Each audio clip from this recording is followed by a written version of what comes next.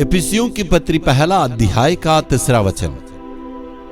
हमारे प्रभु यीशु मसीह के परमेश्वर और पिता का धन्यवाद हो कि उसने हमें मसीह में स्वर्गीय स्थानों में सब प्रकार की आशीष दी है। स्वर्गीय स्थानों की सब प्रकार की आशीषें परमेश्वर दी है। इसका मतलब क्या है? स्वर्गीय स्थानों की आशीष को आत्मिकता की आशीष को कहता है। आत्मिकता की आशीष के लिए प्राथमिक स्थान देना है, उसको परमेश्वर दिया, तो इसलिए परमेश्वर को हमें धन्यवाद देना है। बहुत मसीहियों की दुर्भाग्य स्थिति यही है, वे संसारिक आशीष पर ध्यान दिए हैं और आर्थिक बढ़ोतरी या आर्थिक आशीष पर हमें हमेशा उसी पर ध्यान देते हैं। लेकिन परमेश्वर कहता है ये भी चाहिए, दुनिया की आशीष से ज्यादा बढ़कर आत्मिक आशीषों पर हमें प्राप्त करने के लिए इच्छा लालसा रखना चाहिए।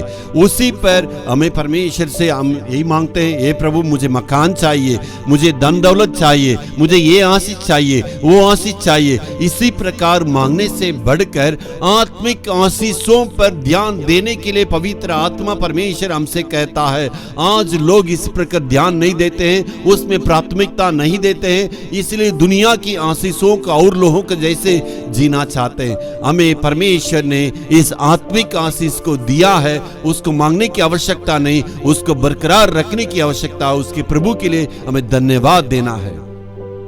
रोमियो 8 अध्याय के 32 वचन में ये पौलुस कहता है, यीशु ही हमारे आशीष है। यदि आपका जीवन में, यदि आपका मन के अंदर यीशु मसीह है, वो आपके लिए पर्याप्त है।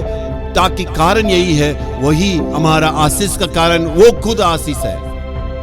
क्यों इसका कहते हैं? इसका कहने का कारण क्या है? इस दुनिया की सारे आशीषें यीशु मसीह के चरणों के नीचे है, यानी यीशु मसीह के पास सब कुछ है। यीशु मसीह यदि जीवन में आने से आपका जीवन में सारी आशीष आएगी। इसलिए कहते हैं इस दुनिया की सारी आशीषों से बढ़कर यीशु मसीह को आपके दिल में रखना है, यीशु मसीह को आपका जीवन में आने देना है। यदि यीशु मसीह आपके जीवन में आ जाएंगे, ये सारे दुनिया की आशीषें आपके पास आएगी। इसलिए दुनिया की आशीष की प्राथमिकता नहीं देना है, प्रभु यीशु मसीह को प्राथमिकता दीजिएगा। आपका जीवन में जो भी आशीष है वो अपने आप से आएगा। Hallelujah, hallelujah.